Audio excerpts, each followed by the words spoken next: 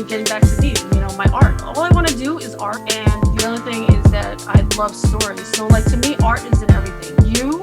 Your art is your voice, your speaking, your connection.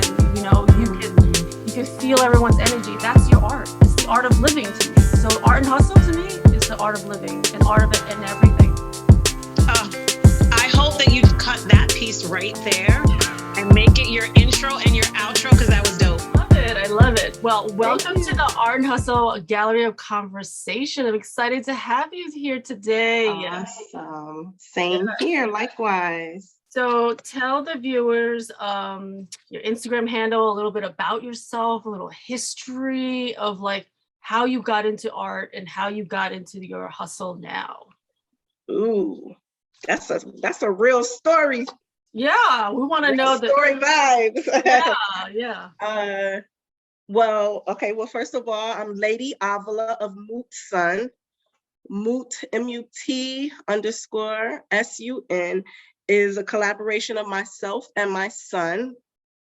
Now just myself. Fortnite has taken over my partner. Yeah.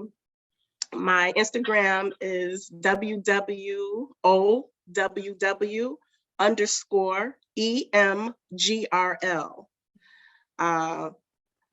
Oddly enough, the wow WWOWW, it started out being my tag for designing clothing and accessories. So it stands for wear what Ovila would wear. Oh, see, I love that. You gotta give the people like the history of where it came from. Yeah.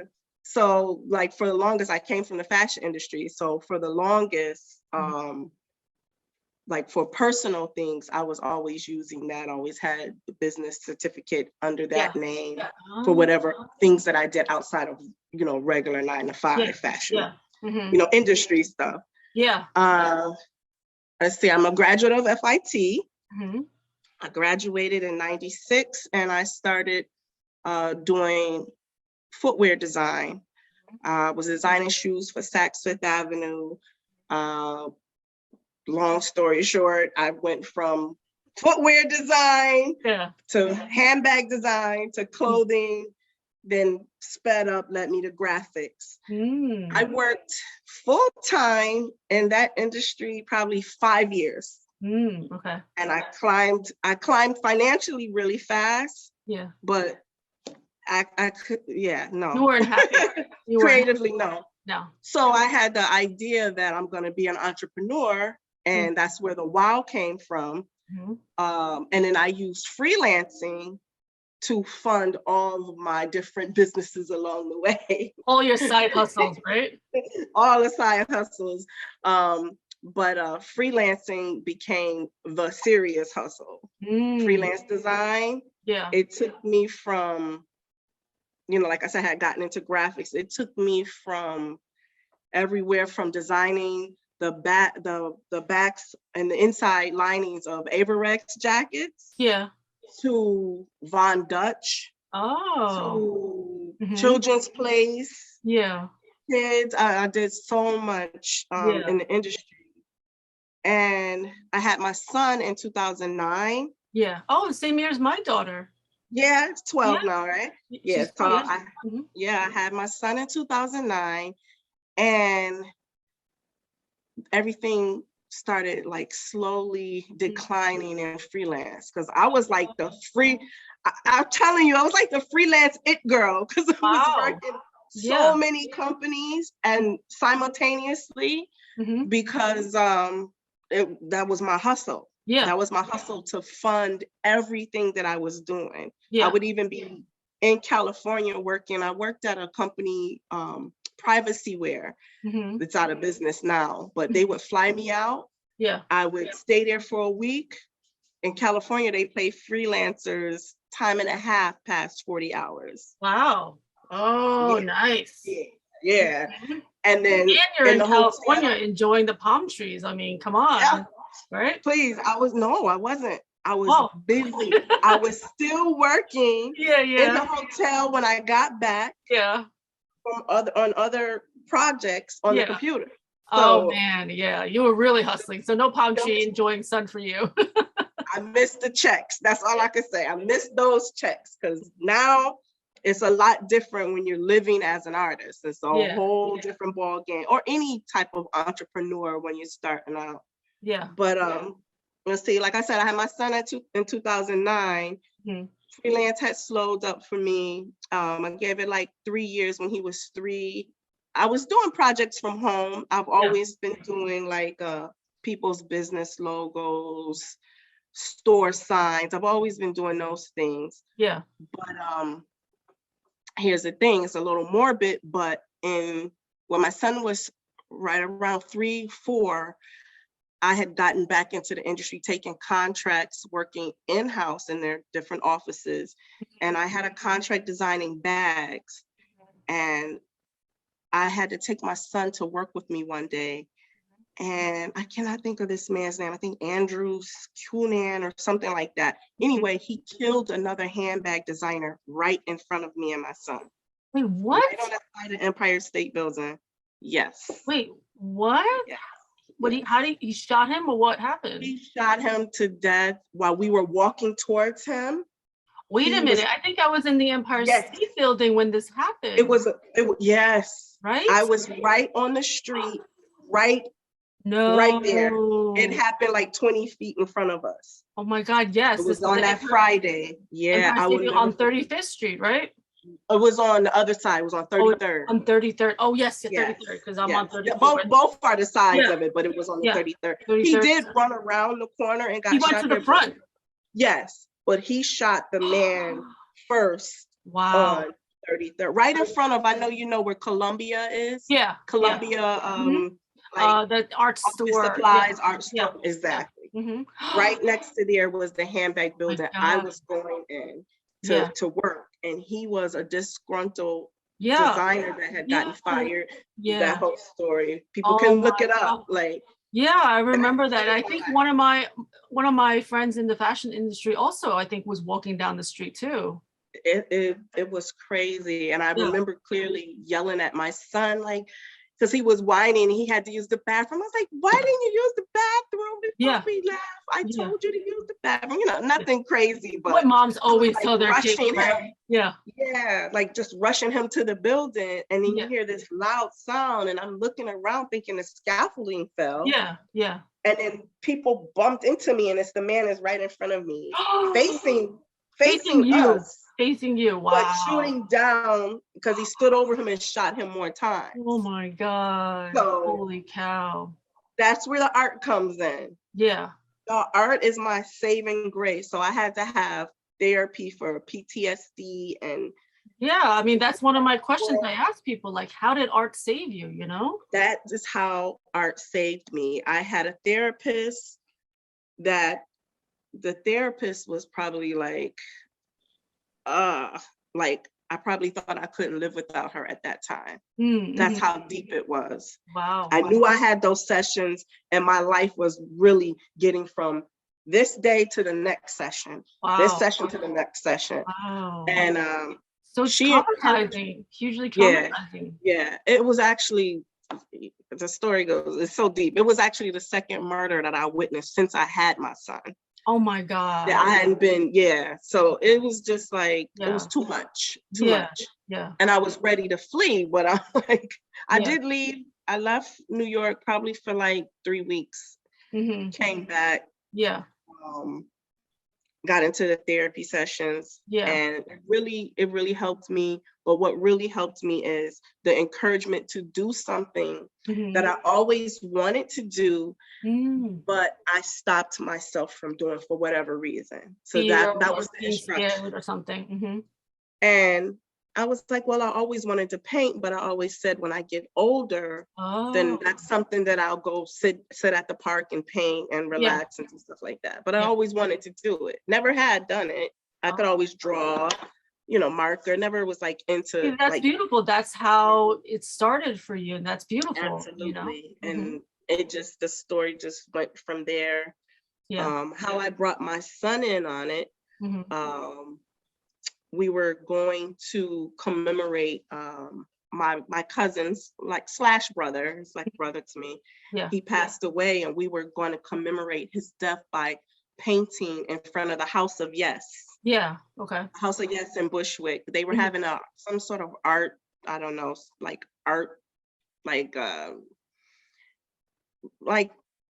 carnival type of thing where they had different artists had trucks, and they like had a festival or something. Like a festival, exactly. That's the word I'm looking for.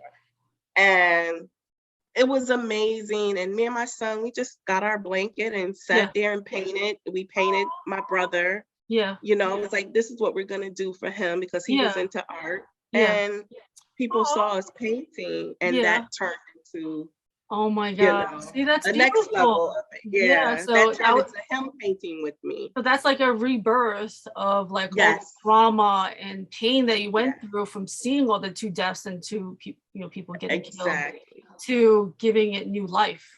Absolutely. Because the first paintings, to be honest, the first paintings that I painted after the instruction of the therapist, I didn't show anyone. I kept them to myself. Yeah.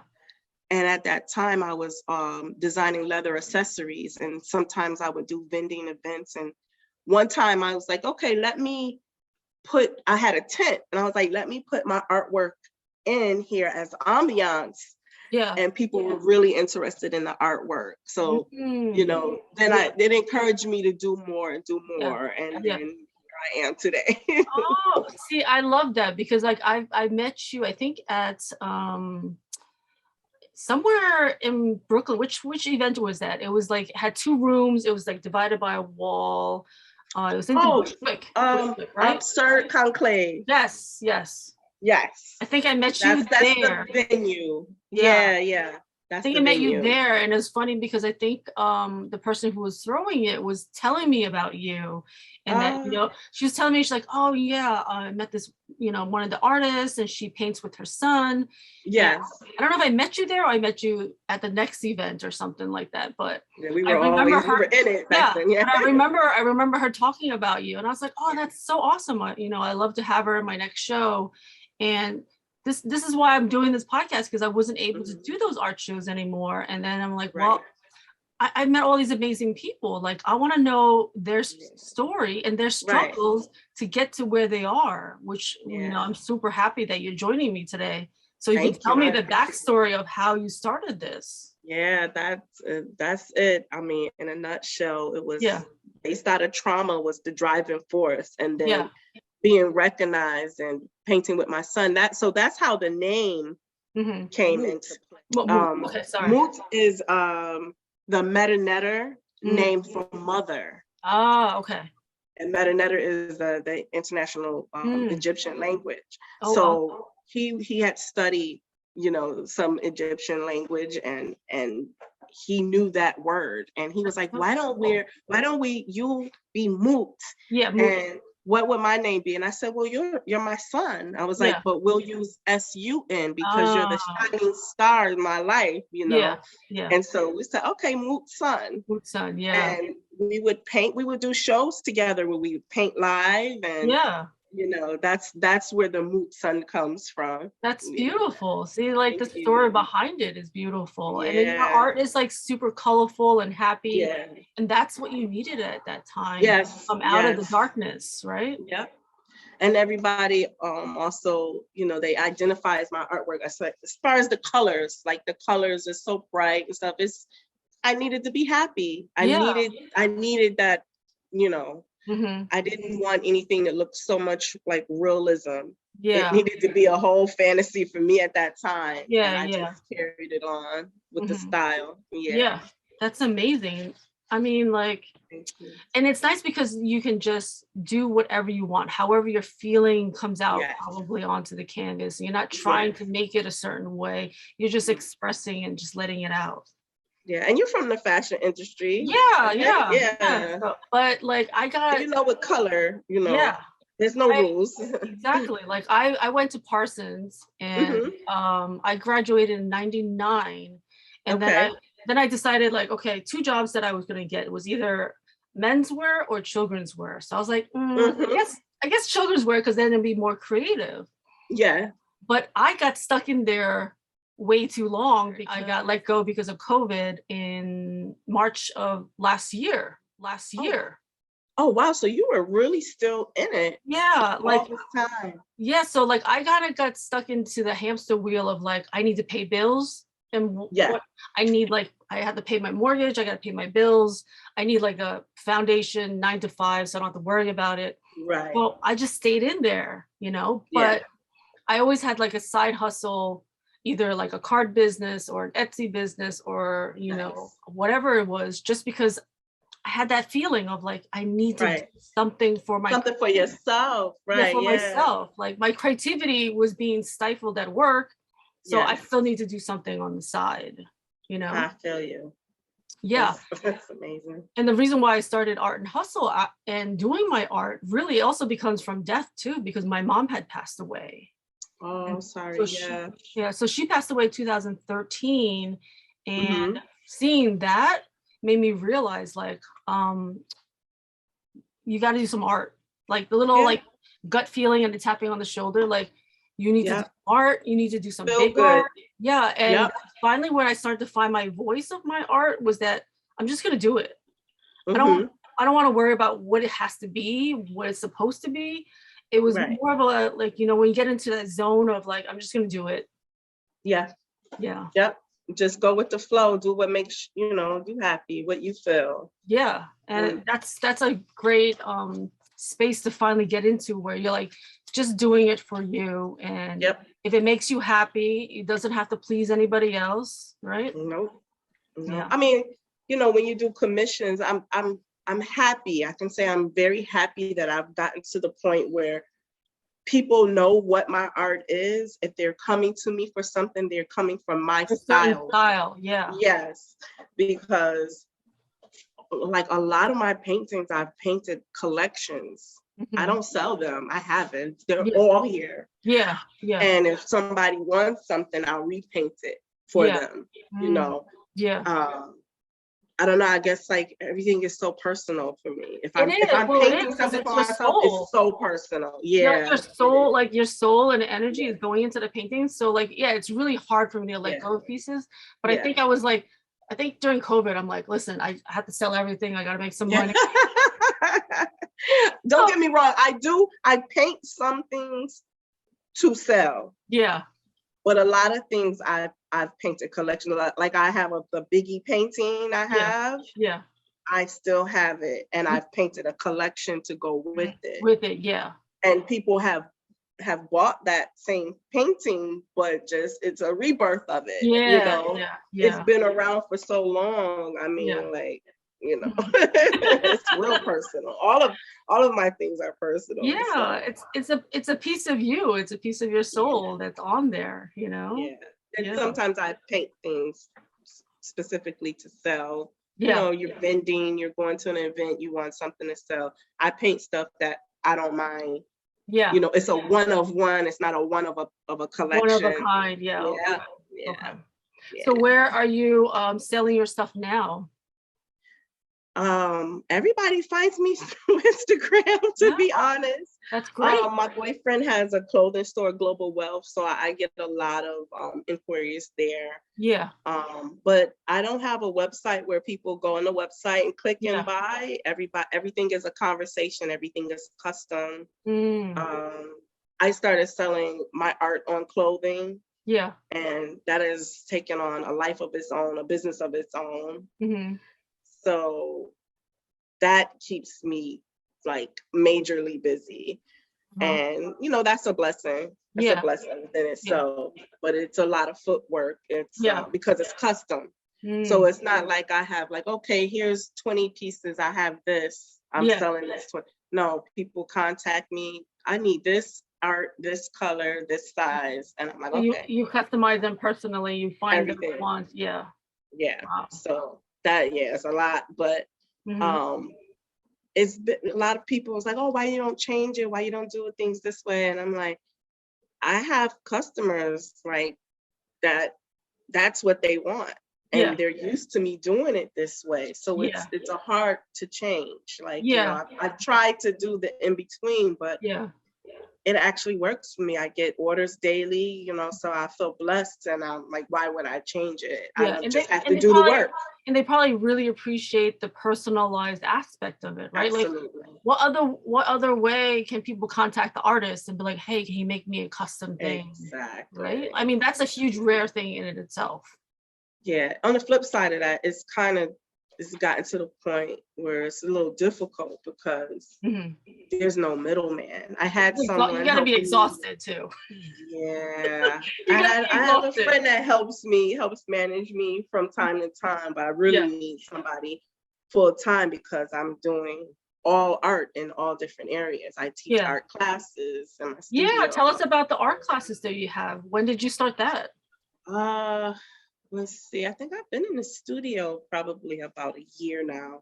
But before that, I always have to find like a hustle. I had to find something that I could do where I'm close to my son. So of course, as mothers, we're close to our children, but you know, suffering through someone shooting someone while you have your child with you is like, you know. Yeah. So I've always wanted to be close to my son. I want to be the one that picks him up from school and, you know. Keeps him safe. Wait, did he see what happened or you were able to? He didn't necessarily see exactly what happened because he doesn't know what was going on. Yeah. But he definitely suffered the reaction afterwards because I like literally slammed him into the building. Like we're like trying to get away, you know. Yeah. So I think just shock in general. Yeah. But I developed a after school art program at my son's school. And that was basically my bread and butter before COVID hit. Okay. You know, between that and the shirts. And it was very lucrative and I was happy with it. I'm there in my son's school. I would teach art. They got out of school early on Fridays. They still do. And I would have the children that parents would enroll them in my after school program. It would be for like close 3 to 4 hours. Yeah, so you pick them up, pick everybody up. Yeah, well, I used the school gym. Yeah. They were nice enough to let me use the space. So I had up to 30 kids. Oh, wow. It was a crazy, massive tables, a lot of children. That's great. I had help. Yeah. So it had gotten up to 30 kids. I was supposed to take 16 and it was just, you know, parents need more time. Like the kids get out early on Friday. The parents don't get out of work early on Friday. Yeah, like that whole system makes no sense. It's like, okay, the parents have to work 9 to 5. They have to leave their house an hour before. It takes an hour to get home, but they go to school earlier and they get out earlier, which makes no sense, right? It doesn't help at all. So, you know, I was filling a void and I tried to take only children that were interested in art, but a lot of the school administrators, they were like kind of pushing kids my way, pushing them my way, all ages too, the whole school. So it had gotten a little, you know, rough, but then I enjoyed it and I got used to it. And then COVID, and then that shut everything down. I tried to do it virtually. That wasn't working for me. I had the studio, so I started doing it in the studio. I had to take less kids, of course. Yeah, because it's smaller space. Yeah, and then I go pick up the kids and I bring them here. Yeah. But even before that, I had an art program, an art camp in the summer. Yeah, I think that's around the time that I heard that you were. Yeah. So I was already doing that. So, you know, I would have up to 16 kids there. So that number always stuck in my head. I knew I could handle 16. 16, yeah. Yeah. Kids that are interested in art, mind you. They have to be interested in what you're doing and not like, you know. Yeah. And you take them around the city and you show them, you know, all the art around. Them to different locations. I would give the parents a syllabus. Yeah. And we would do our lesson and our art on location. So for example, we learned about the Egyptian headdress inside of the Brooklyn Museum. Yeah. And here I go with my fabric, my super long fabric, my blankets. We sit down right on the steps of the Brooklyn Museum and do our project there. They kick us off, but they're not gonna kick us off. No. They love it, you know. Who has balls to do that, you know? I know. And there's kids. Yeah, you can't kick out the kids. Nah, you can't kick the kids off, you look bad. So you know, that's the Art So Brooklyn. Like we travel around different areas doing our art projects. And then at the end, I want to shout out Absurd Conclave, as well as the Living Gallery. They have provided their galleries to us because the 8th class is how to present your work in a gallery setting for the kids. Oh, that's great. That's huge, because then that makes them feel like, oh, this is what it feels like to have your art up on a wall and present it and make it look professional. Absolutely. And the Spot for Art, this past year, I used the Spot for Art. It's on Myrtle Avenue. So it's been great, you know, doing all those things, but the juggling of all those things. Yeah, you need an assistant. ASAP. I need an assistant. You do. Because maybe your son was like your partner and helped you, but now he's getting older, right? Yeah. Oh, you should. And I have to force him with me to come with me for the art classes. And he's like, these kids. He's older now. He's like, you know. Yeah, like now they just want to be on their phone. Yeah, playing their games, Roblox to Fortnite to whatever games online it is, right? That's it. I mean, and it's funny because like he's an amazing artist. I'm telling him, even these videos that you're creating from doing your video games. You can record that. He does. He's good. He's adding all the graphics. He's making graphics. Does he have a YouTube channel? Yeah, he has. He's done everything. He's doing everything. That's amazing. But he doesn't want to identify as an artist though. But I'm like, that's what you are. Yeah. I think he's just rebelling against me. Yeah, but possibly. Like he's 12, he's gonna be like, no, I just want to do it my way. I don't want to be called an artist. You know, it's like everything. Everybody these days, they don't want to be called. They want to be called as whatever. No problem. Okay, human, whatever you are, right? Right. I was like, okay, you can make me a video though, right? Totally. He can make you a video, so he can edit and do all that stuff on. Is he using? What is he using? Cut. Okay. Art, no, Real Deal. Yeah. That is awesome. Yeah. That's great. Now he can do his own class and teach kids how to do a video game production. Yeah, well, he was teaching painting. He likes to teach my class origami. So, you know, if I don't ask him, he'll get involved. Oh, okay. But it has to be his idea. It has to be his concept. He's coming to a little man. He definitely is. Yeah. Then everything he talks about wanting to do, it has to be, when I'm 13, this is gonna happen. And then when I'm 13, I'm like, would you be 13? I'll ask him I was like, why don't you record, you know, because they play games all the time. Like, you should record it, put it up. I'm like, you can make some money, you know. Right.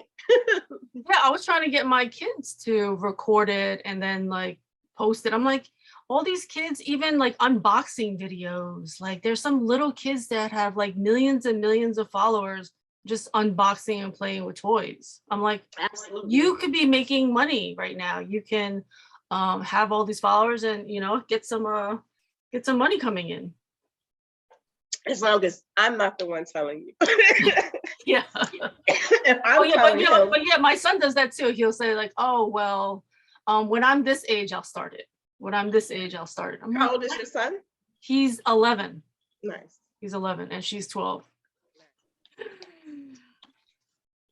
He'll see it and say, yeah, you see. Oh my God. See what happens? Yeah, see what happens when you're talking about me, see? Absolutely. He's gonna very laugh. Funny. He's very witty like that, definitely. Yeah. Well, he definitely is like independent like you, and he's gonna, you know, be an entrepreneur just like you probably too, right? That's sisterhood. Here, I'm gonna drink with you. Here we Cheers. Go. Cheers. Maybe we'll get a Poland Spring sponsorship. I know, right? Oh, okay. All right. I think I'm okay. I think. Yeah, that is it. We'll see. Oh my God.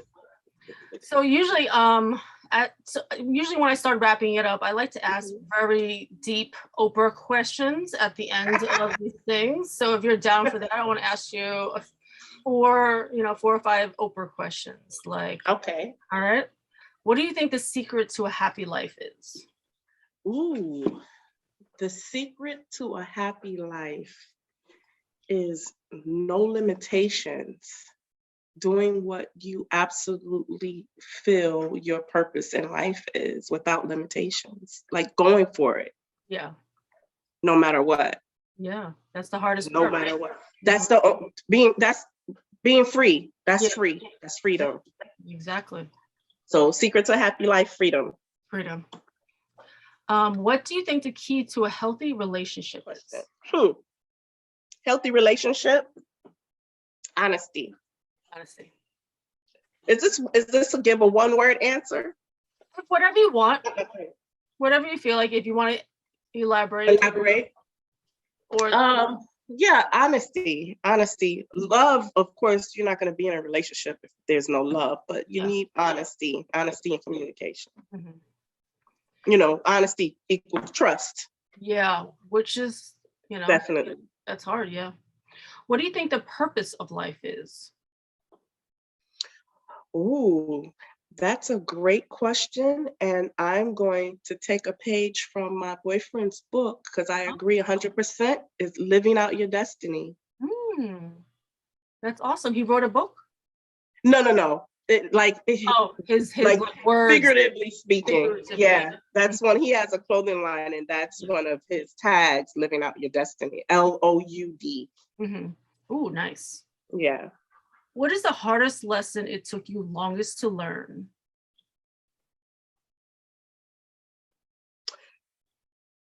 To not, I don't want to curse. Let's see. To not give a F about what other people think of you. That's good. To not care about what anybody else feels, says, views, to not care. That's also goes back to freedom as well. Yeah, because which is hard, which is what everyone as an artist or anybody is trying to get to, more of their authentic self. Exactly. To be comfortable in their skin. Exactly. And just to be themselves, to be able to live it. That's the hardest thing. I think this is a journey. It takes a while. It is. And I'm happy to be there. To not care. It's funny, I use the symbol of Medusa because I said she's misunderstood. So I feel like, okay, you can misunderstand me, but that's your problem. So I feel like it's misunderstood. That myth is a misunderstanding of a person. Yeah. What is your what do you see like 5 years from now, your 5-year plan? Oh, so my 5-year plan, I would be completely running my program on a much larger scale. I would like to see it flourish to the point where I'm able to provide services to children that are interested in art but can't afford it. Yeah. For one, I see my art on a whole nother level of recognition that I think personally feel like is past due. Yeah, it's and necessary. We all should think that way about ourselves. Yeah, right? It's definitely necessary. Yeah. Right. And more of living out my destiny and doing whatever the F I want to do. Yeah, I love it. Was there an aha moment when you finally felt like, oh, this is it. I don't give a fuck anymore. And I'm happy doing this. Yeah, it had a lot to do with figuring out that I can do it without worrying about money. Work smarter, not harder. Yeah. And not be afraid to start over. Yeah. So I started over, but I had to think, how many ways can I make this work for me? Yeah, smarter. So you're not like killing yourself of all your energy and draining it. Yeah. Right. Yeah. So I feel like I'm at the point where I might be going back to killing myself, but I'm doing it for myself though. Yeah. It's not like I'm working for someone else doing it. Yeah. So all the energy is at least going back to you. Exactly. Myself, my future, nurturing my child. I'm able to maneuver things, and you know, just like it's a blessing to be able to feel like you can do it. And when it feels like you can't do it, you gotta still do it. Yeah. Like that's not have fear. Yeah, like that's one of the things. Like, what are some advices you would give out to someone who, you know, a young person who's starting out and wants to be an artist and follow their dreams? What advice would you give them? Do what the fuck you want to do. Just do it. Don't give up, right? Just do it. Just don't make excuses. Just do whatever it is that you feel. Don't take advice from people that are saying you can't do it. Yeah. You know, you gotta first learn the energy of people. So surround yourself with people that are cheering for you and move forward with that. Yeah. You know, don't doubt yourself. You know, those things. I love it. I am so happy. I'm so honored that we were able to sit here and chat and like get to know you better and tell your story. I love it. Yeah. Thank you. I Thank appreciate you. it. Sorry, I was choking. Like, no, I'm sorry. I feel bad. I can't help you. There's nobody here to help me. Oh my God. At least it's just water and not something else. So right, exactly. But absolutely. I really want to thank you for joining me and then telling your story and the struggles, because that's what I want this podcast to be. And I hope everybody remembers to click subscribe, because these are stories that I want to keep putting out there of how people got started in their careers and just struggles and success. And, you know, it's not easy and it's not give up. It's a beautiful thing what you're doing, and I appreciate you. Thank you so much, and have a great day. We'll talk soon. You too. All right. Bye-bye. Finally getting back to me, you know, my art. All I want to do is art. And the other thing is that I love stories. So like to me, art is in everything. Your art is your voice, your speaking, your connection. You know, you can feel everyone's energy. That's your art. It's the art of living to me. So Artandhustle to me is the art of living, and art of it and everything. I hope that you cut that piece right there and make it your intro and your outro, because that was dope.